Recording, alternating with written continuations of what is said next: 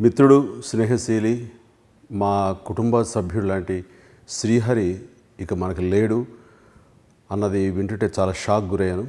నాకు ఈరోజు సాయంత్రం 5-5:30 మధ్యలో అతను గుండెపోటుతోటి లీలావతి హాస్పిటల్లో మరణించాడని తెలిసిన తర్వాత చాలా దిగ్భ్రాంతి గురయ్యాను. అసలు నమ్మశక్యం కాలేదు.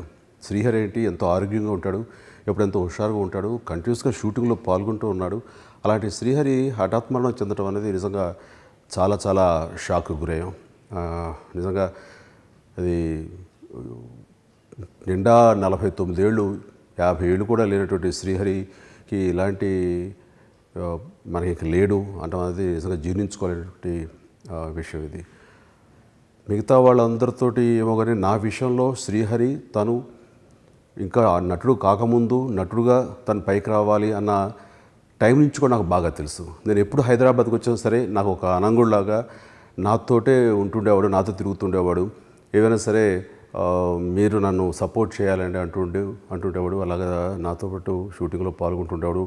ఎక్సర్సైజ్ విషయంలో కూడా నాకు ఎంతో చేదుడు వాదుడుగా ఉంటుండేవాడు. ఈ హైదరాబాద్ నాకు కొత్త అవటం మూలంగా అప్పట్లో నాకు వెన్నుదనుగా ఉంటుండేవాడు. అండ్ తర్వాత నాకు తెలిసి శ్రీహరికి ముఠా మేస్త్రిలోను వాటిల్లోనూ తర్వాత బావగారు బాగున్నారా ఆ టైంలో కూడా చాలా మంచి క్యారెక్టర్స్ నా సినిమాల్లో అతన్ని ఇవ్వటం జరిగింది. చాలా అద్భుతమైన నటుడు అతను.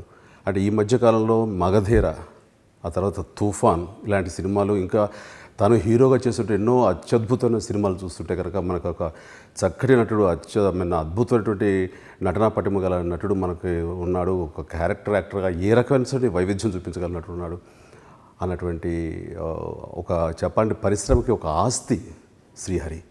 అలాంటి శ్రీహరిని కోల్పోవడం అనేది వ్యక్తిగతంగా కుటుంబ సభ్యులంటే అతను కోల్పోవడం అనేది మాలాంటి వాళ్ళకి కాదు, పరిశ్రమకే తీరని లోటు అది.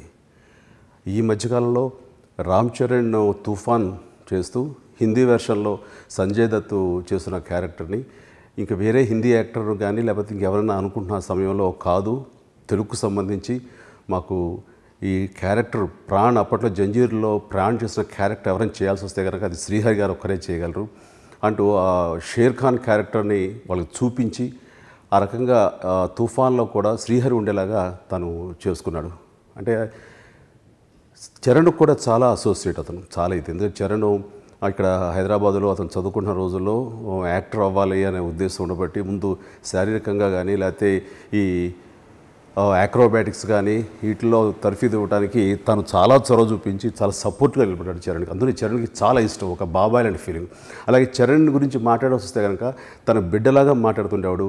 ఎక్కడైనా సరే చరణ్ అంతవాడు ఇంతవాడు ఇంతవాడు అవుతాడని చెప్పేసి, తండ్రి మించిన తనయుడు అవుతాడని చెప్పేసి ప్రతి చోట అంటుండేవాడు. అలాంటి మాకు చాలా ఎఫెక్షనేట్, చాలా అనుబంధం ఉన్నటువంటి శ్రీహరి ఇలా హఠాత్మరణం చెందడం అనేది నిజంగా చాలా చాలా బాధాకర విషయం.